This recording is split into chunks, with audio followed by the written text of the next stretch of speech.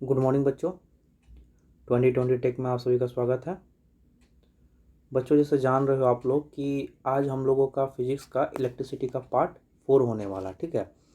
तो इससे पहले 1 2 3, ठीक है, पार्ट 1 2 3 4 मैं इस चैनल पे पढ़ा चुका हूँ। आप जो भी ये वीडियो है 1 2 3 4 पार्ट 1 2 3 4 इलेक्ट्रिसिटी का, इस वीडियो के डिस्क्रिप्शन बॉक्स में मैं दे दूँगा, आप जाके वो सभी वीडियो को देखो, ठीक है। पार्ट 1, पार्ट 2 एंड पार्ट 3, ठीक है। और आज का जो वीडियो है वो हमारा पार्ट 4 पे है।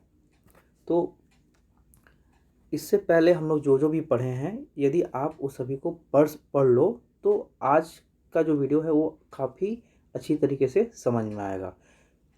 तो आज हम लोग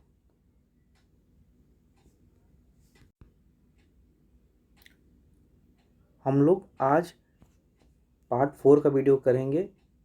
और इससे पहले जो भी हम लोग कल पढ़े हैं, पिछले पार्ट में जो भी पढ़े हैं, थोड़ा सा उसे रिवाइज भी करेंगे। तो उधर हम लोग चलते हैं, एक बार रिवाइज कर लेते हैं कल हम लोगों ने क्या क्या पढ़ा है। तो हम लोगों ने कल शुरू किया था ओम्स लॉ, ठीक है। आज हम लोगों को पढ़ना है graph between V and I। तो इससे पहले हम लोगों ने क्या सीखा था, ओम्स लॉ, ठीक है। यहाँ पे ओम्स लॉ है, ओके। ओम्स लॉ में क्या क्या हम लोग पढ़े थे। Ohm's law gives a relation between V current and potential difference। Current और पोटेंशियल डिफरेंस के बीच का हमको रिलेशन बताता है, ठीक है। हम लोगों को क्या बताता है, करंट और पोटेंशियल डिफरेंस के बीच का रिलेशन बताता है। कौन बताता है, तो ओम्स लॉ बताता है। तो इसको हम लोग कैसे समझेंगे। तो यहाँ पे हम लोगों ने पढ़ा था कल कि eight constant temperature, the current flowing through a conductor is directly proportional to the potential difference across its end, ठीक है। तो current flowing and potential difference दोनों क्या होगा, आपस में डायरेक्टली प्रोपोर्शनल होगा, जो कि क्या बताता है, हम लोगों को ओम्स लॉ बताता है। तो यहाँ पे ओम्स लॉ का सीधा सीधी मीनिंग यही है, ये रिलेशन बताता है किसके बीच, करंट और पोटेंशियल डिफरेंस के बीच, जो कि हम लोग I is directly proportional to V, means यदि I बढ़ेगा तो V भी बढ़ेगा, I यदि घटेगा तो V भी घटेगा, ठीक है। हम लोगों ने ये देखा था।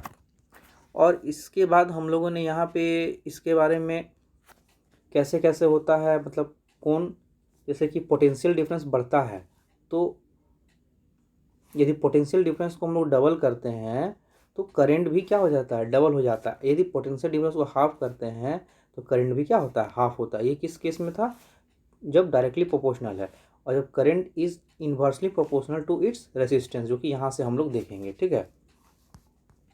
यहाँ पे क्या है, current is the if the resistance is doubled the current is half, if the resistance is half the current gets double, ठीक है। हम लोगों ने कल यही पढ़ा था। आज हम लोग देख लेते हैं यहाँ पे ग्राफिकली रिप्रेजेंटेशन, ठीक है, graph between V and I, okay. तो ये ग्राफ कैसे हम लोगों को प्लॉट करना है। यहाँ पे हम लोग V और I का क्या रिलेशन पढ़े थे, current is means current is directly proportional to V। Current जो होता है हमारा क्या होता है, डायरेक्टली प्रोपोर्शनल होते हैं पोटेंशियल डिफरेंस के। तो यहाँ पे एक सैम्पल प्रॉब्लम दे के समझाया है कि जैसे आई है, पहले केस में आई और भी इतना आया है, सेकंड केस में आई और भी इतना है, थर्ड केस में आई और भी इतना है, and fourth case fifth case में ऐसे दिया हुआ है। तो इसको यदि हम ग्राफ में प्लॉट करते हैं तो जैसे ग्राफ है, ठीक है, ये ग्राफ है। तो यहाँ पे हम जैसे प्लॉट किए तो यहाँ पे आ गया, ये इसको आई ले लेते हैं और इसको वी ले लेते हैं, ठीक है। तो जैसे आई हम प्लॉट किए तो यहाँ पे 0.5 है, ये 0.5 है, और यहाँ पे 0.8, तो यहाँ पे ये पॉइंट आ गया। फिर इसका जैसे प्लॉट करेंगे तो यहाँ पे आएगा, फिर ये वाला जैसे प्लॉट करेंगे तो यहाँ पे आएगा। तो इससे क्या होगा ना कि स्ट्रेट लाइन बनता है, ठीक है। तो इससे क्या पता चलता है ना कि हमारा V और I क्या है, डायरेक्टली प्रोपोर्शनल है। कहने का मतलब यही है कि डायरेक्टली प्रोपोर्शनल में क्या होता है, यदि दो क्वांटिटी के बीच का हम लोग ग्राफ बनाते हैं और यदि वे दोनों डायरेक्टली प्रोपोर्शनल है तो उनके बीच का जो ग्राफ निकलेगा ना वो स्ट्रेट लाइन आएगा। ठीक है, ये आप लोग याद रखिए, इसमें बस यही बताया है। और यहाँ पे इसको एक मैथमेटिकली करके बता भी दिया है। ठीक है, लेकिन हम लोग इतना डीपली इसमें नहीं जाएंगे, आपको मैं ओरली समझा दूँ। ठीक है, ओरली समझने से क्या होगा कि याद रहेगा। मीन्स क्या, भी और आई ये क्या होता है, जो भी क्वांटिटी है यदि डायरेक्टली प्रोपोर्शनल वहाँ दिया हुआ है तो उसका मतलब यही है कि यदि हम लोग उसका कुछ कुछ वैल्यू लेते हैं और उसे ग्राफ में यदि प्लॉट करते हैं तो उन दोनों के बीच का जो लाइन आएगा वो स्ट्रेट लाइन आएगा। ठीक है, स्ट्रेट लाइन आएगा। और यहाँ पे जैसे एक चीज़ और दिया हुआ है, यहाँ पे है experiment to verify Ohm's law. ये एक्सपेरिमेंट कैसे होगा, तो अभी तो स्कूल वगैरह बंद है, एक्सपेरिमेंट करने का कुछ उपाय नहीं है, तो इसको कैसे करते हैं देखिए, यहाँ मैं आप लोगों को समझा दूँ, काफ़ी अच्छी तरीके से समझ में आ जाएगा, इतना पढ़ने की ज़रूरत नहीं है, शॉर्ट में समझो। ये जैसे है एक मतलब सर्किट कंप्लीट किया गया। ठीक है, यहाँ रियोस्टेट ले लिया गया है, यहाँ पे स्विच है, यहाँ बैटरी है, ये वायर हो गया, कनेक्ट एमीमीटर को सीरीज में कनेक्ट करते हैं, वोल्ट मीटर को हम लोग पैरेलल में कनेक्ट करते हैं। और यहाँ पे ये क्या है, स्लाइडिंग कांस्टेंट कॉन्टैक्ट है ऑफ रियोस्टेट। मीन्स क्या, इसको कभी यहाँ कनेक्ट करेंगे, कभी यहाँ करेंगे, कभी यहाँ करेंगे। ठीक है, तो इसको चेंज, इसका प्लेस हम लोग चेंज करते रहते हैं, जिसके कारण हमको क्या मिलता है, करंट और भी निकलता है। और उसको जब हम V बाई आई करेंगे तो एक कांस्टेंट मिलेगा, जो कि ग्राफ में यदि उसको प्लॉट करते हैं हम लोग तो हमको क्या मिलेगा, एक स्ट्रेट लाइन मिलेगा। अब इसको कैसे करना है तो देखिए, यहाँ पे आप पहले क्या कीजिए, पहला कुछ करंट भेजिए यहाँ से। ठीक है, यहाँ वो करंट भेजिए, यहाँ पे कितना करंट आया इसको नोट करिए, फिर वहाँ पे वोल्ट, ये मीन्स आई भी यहाँ पे नोट कर लीजिए और भी नोट कर लीजिए। ठीक है, यहाँ पे इसका जगह रखा हुआ है। फिर सेकंड केस में क्या करना है कि इसका जगह चेंज कर देना है, सी जो पॉइंट है इसका जगह चेंज कर देना है, करंट थोड़ा सा और बढ़ा देना है। तो यहाँ पे करंट नोट करना है। फर्स्ट केस में हम लोग क्या किए, फर्स्ट केस में यहाँ पे बैटरी का 2 सेल लगा हुआ है, मीन्स बैटरी है, मीन्स 2 सेल है। यहाँ से हम लोग करंट पास किए, यहाँ पे जो भी आया फर्स्ट केस में हम लोग क्या किए, फर्स्ट केस में हम लोग आई नोट किए यहाँ पे, फिर यहाँ पे भी नोट किए। ठीक है, यहाँ पे ये जो कॉन्टैक्ट बन रहा है रियोस्टेट का, रियोस्टेट पे ये स्लाइडिंग कॉन्टैक्ट है, इसको यहीं पर रखे हैं। उस केस में हम लोग आई और भी नोट कर लिए। ठीक है, फिर सेकेंड केस में आए, यहाँ पे भी हम लोग आई और भी नोट किए। नोट करने से क्या हो गया कि मतलब यहाँ पे थोड़ा सा सेकेंड केस में हम थोड़ा सा करंट बढ़ा दिए, उससे क्या हो गया, यहाँ पे एमीमीटर में कुछ और रीडिंग मिल गया सेकेंड केस में, फिर वोल्ट मीटर में कुछ अलग रीडिंग मिल गया। और यहाँ कब मिलेगा, जब हम लोग इसका सेकेंड केस में क्या किया ना, यहाँ पे रख दिए लाके, ये सी जो कॉन्टैक्ट है यहाँ लगा दिए। ठीक है, फिर थर्ड केस में आए, आई थोड़ा सा और करंट बढ़ा दिए, फिर आई नोट किए, भी नोट किए, और इसका जगह चेंज कर दिए। थर्ड में यहाँ कर दिए, फर्स्ट में तो यहाँ था, सेकेंड में यहाँ पे आया, थर्ड में हम लोग यहाँ पे ला दिए। तो उस वक्त हमारा थर्ड केस में आई और भी कुछ और आया। अब इसी जो आई भी, यही सब जो हमारा आया है, इसको यदि हम ग्राफ पे प्लॉट करते हैं, जैसे आई का है पॉइंट, ये भी का है, तो जैसे कुछ पॉइंट दिया हुआ है, यहाँ पे पॉइंट ऐसे दिया हुआ है, यहाँ पे तो पहला पॉइंट जो आया उसको यहाँ जहाँ ऐसे कर रहा, आई का यहाँ पे तो भी का यहाँ पे तो यहाँ मैच करेगा, फिर आई का यहाँ पे आया तो यहाँ पे मैच करेगा, आई का फिर से थर्ड केस में आई का यहाँ पे है, इसका यहाँ पे तो यहाँ मैच करेगा। तो जब हम लोग पॉइंट्स को डिनोट करेंगे ग्राफ पर तो हमको क्या मिलेगा, एक स्ट्रेट लाइन मिलेगा, जिससे ये पता चलेगा कि ओम्स लॉ क्या है, वेरीफाइड है थ्रू दिस एक्सपेरिमेंट। इससे ये पता चलता है कि भी और आई एक दूसरे के डायरेक्टली प्रोपोर्शनल है। इसका मतलब यही है और कुछ नहीं है। यदि आप लोगों को ये वीडियो मतलब इस पॉइंट पर यदि समझ में नहीं आया है तो 2-3 मिनट इसको एक बार फिर से रिवाइंड कर लीजिएगा, आप लोगों को अच्छी तरीके से क्लियर हो जाएगा। आगे चलते हैं, आगे क्या है हम लोग का, यहाँ पे लिखा हुआ वही है, भी बाई आई निकाला है जो कि ओम्स लॉ बताता है, जो कि आर कांस्टेंट रहता है। ठीक है, आगे हम लोग देखते हैं, इसमें कुछ ज़्यादा नहीं है समझना। एक बार आप लोग चाहो तो इसको अपने से पढ़ना, नहीं समझ में आएगा तो कमेंट बॉक्स में ज़रूर बताना। ऐसे तो मैंने जो समझाया है वो अपनी तरफ से बेस्ट देने की कोशिश की है। ठीक है, अब हम लोग आगे बढ़ते हैं। Good conductor, resistor and insulator, ये क्या होता है? तो इसे भी हम लोग देख लेते हैं। गुड कंडक्टर क्या होता है?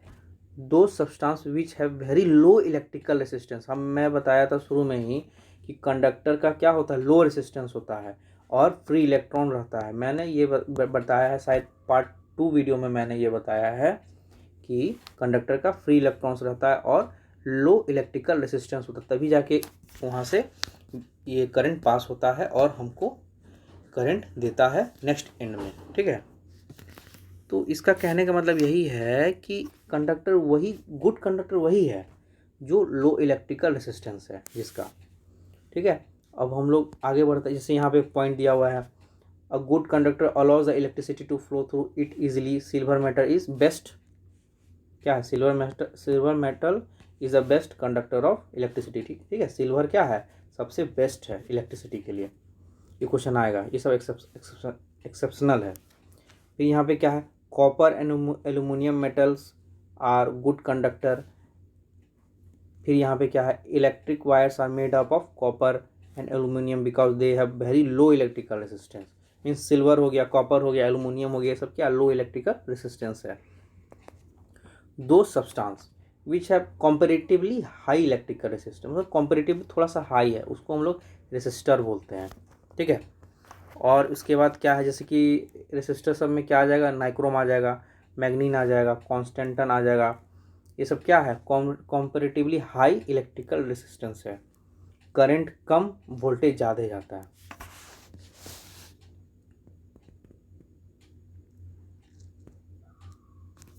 फिर यहाँ पे क्या दिया हुआ है? Those substance which have infinitely high electrical resistance are called insulators. यहाँ पे इसका कहने का मतलब यही है कि जिसका इन्फाइनाइटली हाई इलेक्ट्रिकल रेसिस्टेंस है उसको हम लोग इंसुलेटर बोलते हैं।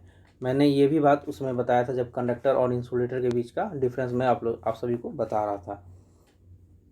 इंसुलेटर में तो फ्री इलेक्ट्रॉन रहता नहीं है, नो फ्री इलेक्ट्रॉन्स, लेकिन कंडक्टर में फ्री इलेक्ट्रॉन्स रहता है जिस कारण कंडक्ट होता है। और इसमें एक चीज़ और मैंने बताया था कि लो इलेक्ट्रिकल रेसिस्टेंस होता है और इसमें हाई इलेक्ट्रिकल रेसिस्टेंस होता है, और रेसिस्टर समय कॉम्परेटिवली हाई रहता है। इसीलिए हम लोग रेसिस्टर्स को हीटिंग पर्पस के लिए यूज़, जैसे नाइक्रोम हो गया, कॉन्स्टेंटन हो गया। नाइक्रोम कहाँ यूज होता है? नाइक्रोम हमारे हीटर का जो तार होता है ना, घरेलू हीटर जिसको बोलते हैं, उसमें इस्तेमाल होता है। अब यहाँ पे क्या है?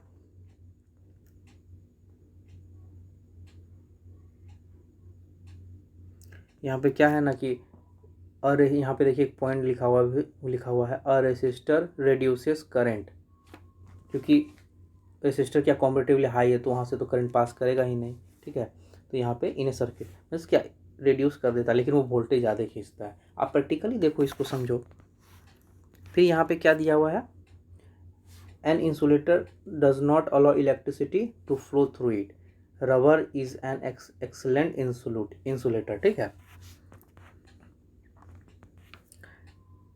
Electricians wear rubber hand gloves while working with electricity because rubber is an insulator and protect them from electric shocks। अब आगे हम लोग देखते हैं क्या है? Factors affecting the resistance of a conductor. क्या क्या फैक्टर है जो कि रेसिस्टेंस पे डिपेंड करता है? चलिए आइए इसको देखते हैं।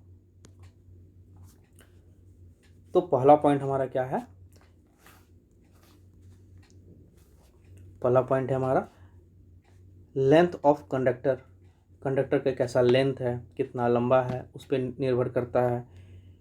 Area of cross section of the conductor means उसके बीच का थिकनेस उसको थिकनेस बोलते हैं। ठीक है, यहाँ पे लिखा हुआ है thickness of the conductor.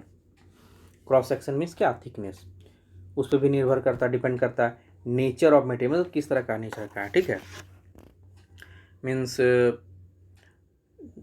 Nature in what we have say copper, aluminium, silver. Okay, फिर यहाँ पे क्या है अगला पॉइंट?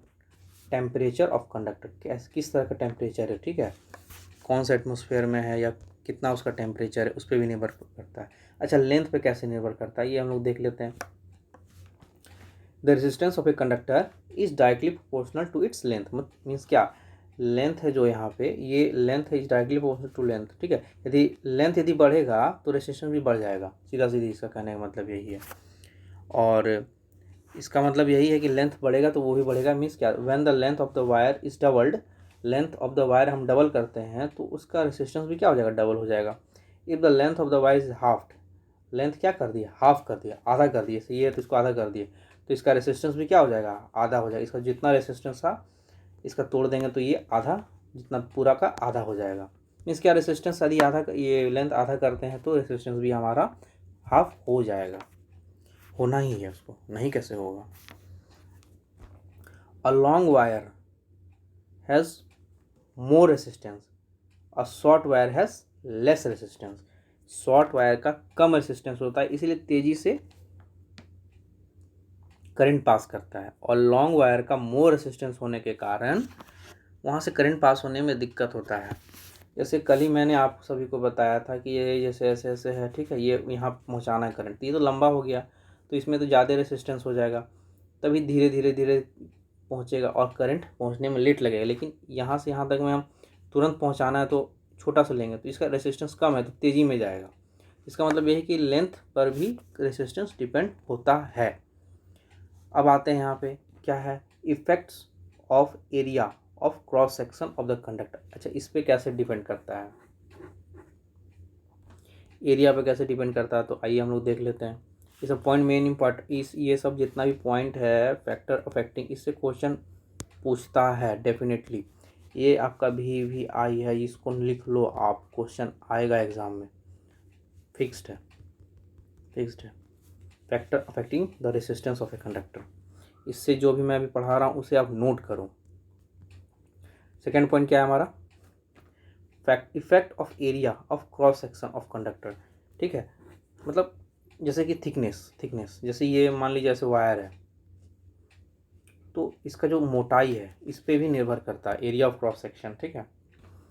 तो इसको कैसे हम लोग करेंगे, समझ लेते हैं क्या कर रहा है। The resistance of a conductor is inversely proportional to its area of cross section, means R is inversely proportional to A, means क्या, यदि आर बढ़ेगा तो ए घट जाएगा, मीन्स सॉरी ऐसे नहीं, R is inversely proportional to 1/a, means क्या, area, यदि एरिया को हम बढ़ा देते हैं मीन्स जितना मोटा ज़्यादा करेंगे रेजिस्टेंस उसका कम हो जाएगा।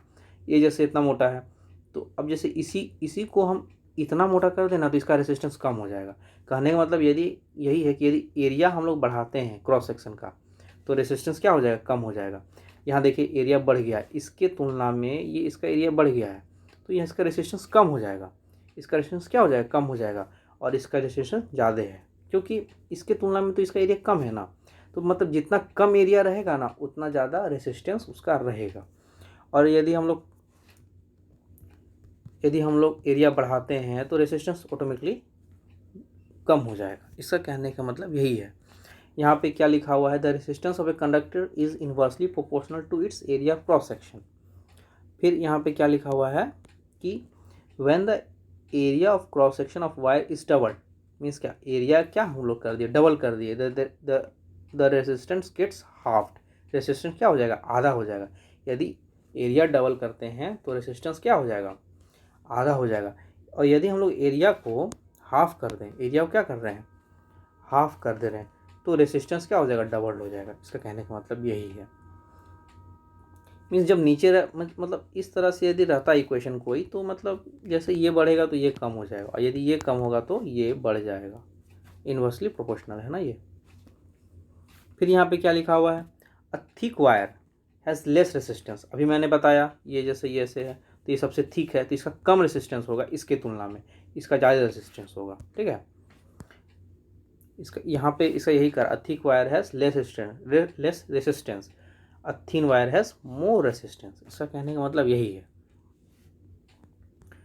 फिर यहाँ पे क्या लिखा हुआ है, एक चीज़ और यहाँ पे हम लोग को इस जो भी हम लोग डिस्कशन किए हैं उससे एक बात क्लियर हो रहा है कि ये 2 पॉइंट क्लियर हो रहा है। क्या पॉइंट क्लियर हो रहा है, short length of a thick wire, short length of thick wire used for getting low resistance. Shortly मतलब कम और मोटा, कम और मोटा हम लोग वायर इस्तेमाल करते हैं ताकि लो रेसिस्टेंस हमको दे, मीन्स कि करंट आसानी से पास हो सके। और लॉन्ग लेंथ में हम लोग क्या करते हैं, लंबा वायर में हम लोग क्या करते हैं, पतला इस्तेमाल करते हैं ताकि ये भी ज़्यादा, मतलब कहने का मतलब यही कि यदि आप लंबी दूरी की, आप जैसे लंबे दूर तक हमको करंट को पहुंचाना है तो हम क्या करेंगे ना, वायर को पतला रखेंगे। और यदि हमको तुरंत ही मतलब यहाँ से यहाँ तक में ले जाना है तो हम उसका थिकनेस ज़्यादा रखेंगे और लेंथ कम रखेंगे। शॉर्ट लेंथ रखना है लेकिन थिक रखना है जब हमको सामने पहुंचाना है ताकि उसका रेजिस्टेंस कम रहे। और जब लंबा दूरी का जाना है, ले जाना है करंट को लंबी दूरी तक, तो उसका वायर थिन रखेंगे ताकि फॉर गेटिंग हाई रेजिस्टेंस, ताकि वो हाई रेजिस्टेंस वो धीरे धीरे पास करे करंट उसमें और वो ब्रेक ना हो। होता है कभी कभी ज़्यादा मिल जाने के कारण इलेक्ट्रिक सर्किट में एक फ्यूज लगा रहता है, अधिक यदि मिल रहा तो गल जाता है, क्योंकि वो कम ही दूरी का रहता है, वो कम ही दूरी का वो रहता है, उसको पतला बना देता है। लेकिन कम दूरी पे यदि मोटा रहेगा ना तो फ्यूज वो काम नहीं करेगा, सारे इलेक्ट्रिक अप्लायंस को डिस्ट्रॉय कर देगा।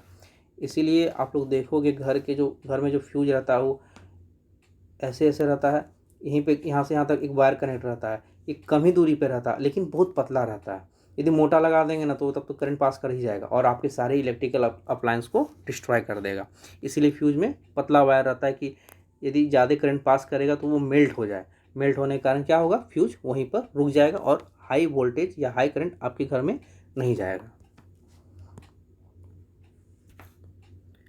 यहाँ पे अब समझते हैं हम लोग क्या है। एक चीज़ यहाँ पॉइंट और है, गौर करने वाली बात ये है कि the resistance of a wire is inversely proportional to the square of its diameter. Means इसका कहने का मतलब यही है, इसको समझिए यहाँ पे क्या बोल रहा है। The resistance of a wire is inversely proportional to square of diameter. जैसे इसका, ठीक है, तो ये जो पाइप है इसका मान लीजिए कुछ डायमीटर है, इसका क्या है, कुछ भी डायमीटर है, मान लीजिए इसका डायमीटर है 4 सेंटीमीटर है। इसका डायमीटर क्या है, 4 सेंटीमीटर है। तो यहाँ पे हम लोग 4 लिखेंगे, 4 से क्या हो जाएगा, तो 4 यहाँ लिखेंगे तो 4 लिखने से मतलब क्या हो जाएगा 16, तो रेसिस्टेंस क्या हो जाएगा 1/16 हो जाएगा। इसका कहने का मतलब यही है। मीन्स क्या, मीन्स यही है कि R जो है हमारा क्या हो जाएगा, इन्वर्सली प्रोपोर्शनल D का स्क्वायर, मीन्स डायमीटर का स्क्वायर। यदि डायमीटर को हम 2 टाइम्स करते हैं तो इसका स्क्वायर क्या हो जाएगा, 4 हो जाएगा। मीन्स क्या, तो रेसिस्टेंस हो जाएगा 1/4 हो जाएगा, ठीक है, और कम हो जाएगा, कम होते जाएगा। तो इसको जैसे ही हम इसको डबल किए तो ये तो और कम ना हो गया, इसको डबल कर दिए तो ये 1/4 हो गया, रेसिस्टेंस क्या हो गया 1/4 हो गया। इसका कहने का मतलब यही है। और यहाँ पे 2 एग्जांपल और लेके बता दिया है, 4 टाइम्स करने पे क्या होगा, 3 टाइम्स करने पे क्या होगा, देख लीजिएगा आप लोग, ठीक है। फिर अगला पॉइंट क्या है हमारा, effect of nature of material of the conductor. मतलब नेचर जो भी है मटेरियल का, कंडक्टर का जो भी मतलब नेचर है जो उसका, उस पर क्या इफेक्ट करता है। तो यहाँ देखिए क्या लिखा हुआ है,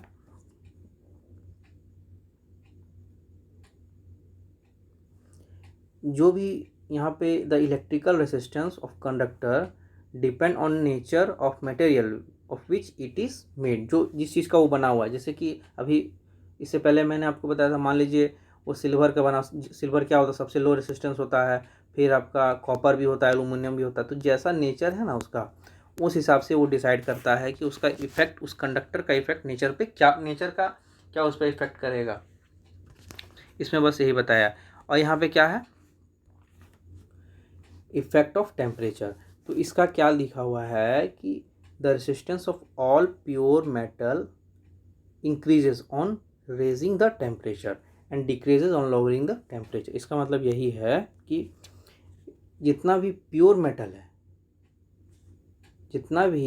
मेटल है यदि उसका रेसिस्टेंस हम लोग बढ़ा देते हैं, मीन्स उसका जैसे ही टेम्परेचर बढ़ेगा ना तो उसका रेसिस्टेंस भी बढ़ जाएगा, और जैसे ही टेम्परेचर हम कम करते हैं तो उसका रेसिस्टेंस भी कम हो जाएगा। कहने का मतलब यही है कि टेम्परेचर और रेसिस्टेंस एक दूसरे के प्रोपोर्शनल है। मीन्स यदि टेम्परेचर बढ़ाते हैं तो रेसिस्टेंस भी बढ़ जाएगा, यदि टेम्परेचर कम करते हैं तो यहाँ पे ऐसे कर लो आप, टेम्परेचर इसका सीधा सीधी एक आसान भाषा में temperature is directly proportional to resistance of the conductor, resistance of the pure metal. ठीक है, तो यदि टेम्परेचर बढ़ता है, टेम्परेचर यदि रेज ऑन टेम्परेचरिंग, तो रेसिस्टेंस भी क्या हो जाएगा, इंक्रीज हो जाएगा, तो यहाँ का रेसिस्टेंस भी बढ़ जाएगा, इसका रेसिस्टेंस भी क्या हो जाएगा, बढ़ जाएगा।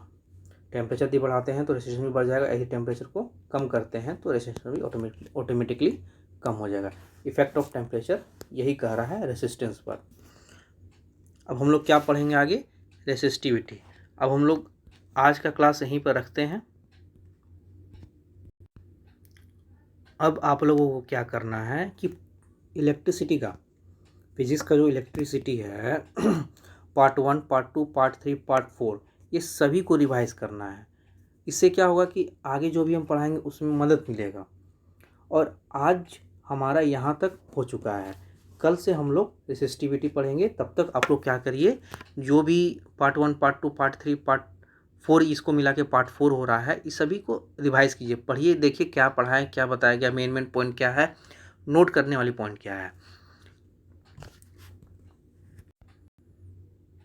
आज हम लोग रहने देते हैं यहीं पर।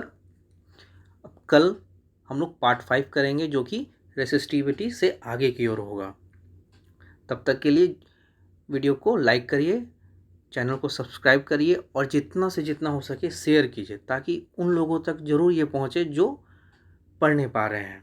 और कमेंट बॉक्स में ये भी बताइए कि कहाँ पे आपको समझ में नहीं है, कहाँ पे बताना है, किस चीज़ को कैसे बताएं ताकि आपके दिमाग में सेट हो सके। ठीक है, तो चलिए मिलते हैं हम लोग कल, यानी संडे को देखते हैं। यदि मुझे काम नहीं मिलता है तो मैं वीडियो अपलोड करूँगा, नहीं तो फिर मंडे को ही हो पाएगा, क्योंकि अपना भी एक पर्सनल वर्क रहता है, उसे भी पूरा करना पड़ता है। मैं क्या करता हूँ, एक वीक का सारा संडे को ही अरेंज कर लेता हूँ, कैसे क्या प्लान रहता है, संडे को ही हमारा प्लानिंग होता है कैसे क्या करना है पूरा वीक। तो इसलिए हो सकता है संडे को मैं वीडियो ना दे सकूँ, मंडे को दूँ, तो देखते हैं। कल तो संडे ही है, आज आप लोग इसको कर लो, मिलते हैं मंडे, चाहे संडे को कोशिश करूँगा डालने का। तो चलिए दोस्तों, वीडियो को लाइक करिए, शेयर करिए, सब्सक्राइब करिए, और कमेंट बॉक्स में ज़रूर बताइए कि कहाँ पे कैसे करना है, कहाँ नहीं समझ में आया, इस चीज़ को ज़रूर बताइए। तब तक के लिए थैंक यू, जय हिंद, जय भारत।